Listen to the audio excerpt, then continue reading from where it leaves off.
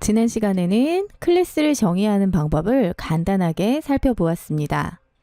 이번 시간에는 그 클래스의 구성 요소인 필드에 대해서 알아보도록 하겠습니다. 자동차라는 객체가 있다고 생각해 보죠. 지난 시간에 만들었던 카라는 객체가 있을 겁니다. 이 자동차는 자동차의 이름, 자동차 번호를 가지고 있고 여기에서 가지고 있는 것을 속성이라고 말합니다. 자바에서는 이러한 속성을 필드라는 용어를 이용합니다.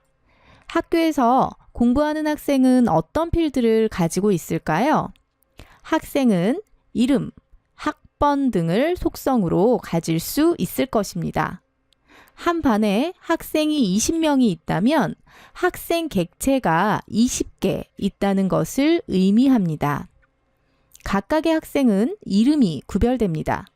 이름이 구별된다는 것은 객체별로 속성의 값이 유지된다는 의미입니다.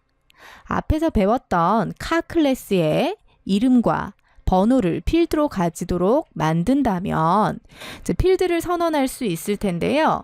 필드는 변수를 선언하는 것과 비슷하게 타입, 변수명, 필드명 이렇게 선언할 수 있습니다.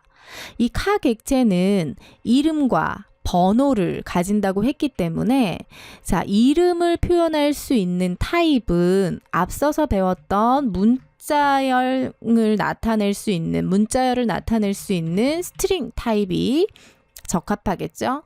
스트링 타입으로 name이라는 필드를 하나 선언해 보고요. 번호는 숫자이니까 정수 타입 int로 번호를 선언해 보도록 하겠습니다.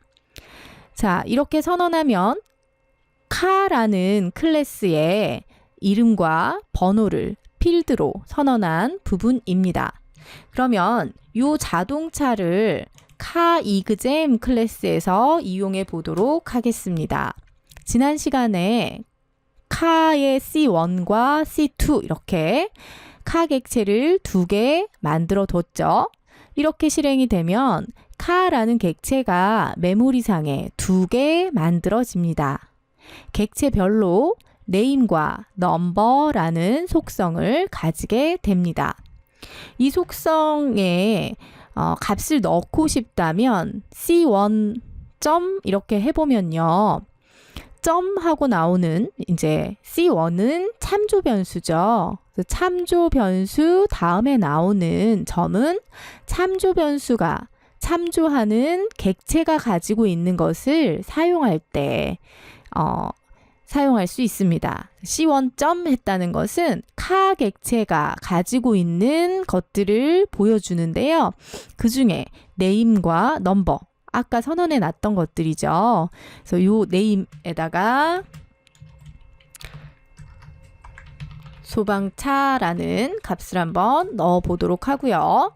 다시 C1의 넘버에다는 1, 2, 3, 4 이런 값을 넣어 보도록 하겠습니다. 마찬가지 두 번째 카 객체였던 C2의 네임은 구급차 이렇게 한번 넣어 볼까요?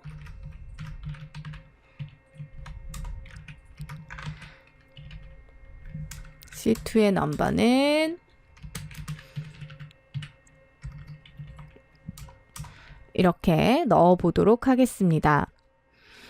C1점 넘버는 C1이 참조하는 객체의 넘버를 의미하는 것이고 이 넘버에 1, 2, 3, 4라는 값이 들어가 있다는 의미이겠죠. 이제는 이렇게 들어있는 값을 한번 출력해서 알아보도록 하죠. 값을 넣었고 넣은 값을 사용할 때에는 C1, 참조 변수 C1이 가지고 있는 name이라는 값을 보여주세요. 이렇게 사용할 수 있을 거고요. 똑같이 C1이 가진 넘버를 출력해 주세요. 이렇게 사용할 수 있을 겁니다. 실제 실행을 시켜보면 C1의 네임에는 소방차라고 넣었기 때문에 소방차라는 값이 들어갔고 넘버는 1, 2, 3, 4가 들어있는 것을 확인할 수 있겠죠. 마찬가지 C2가 가지고 있는 값도 출력을 해본다면 C2의 네임과 C2의 넘버를 확인해 볼 수 있을 겁니다. 실행을 시켜보면 각각 다른 값이 들어있는 것을 볼 수 있겠죠. 그래서 이렇게 객체를 생성했을 때 카라는 객체가 각각 하나씩 생성이 되고 그 객체들마다 속성이 각각 생겨 있다는 것을 알 수 있습니다. 이 시간에는 객체가 가지는 속성에 대해서 알아보았습니다.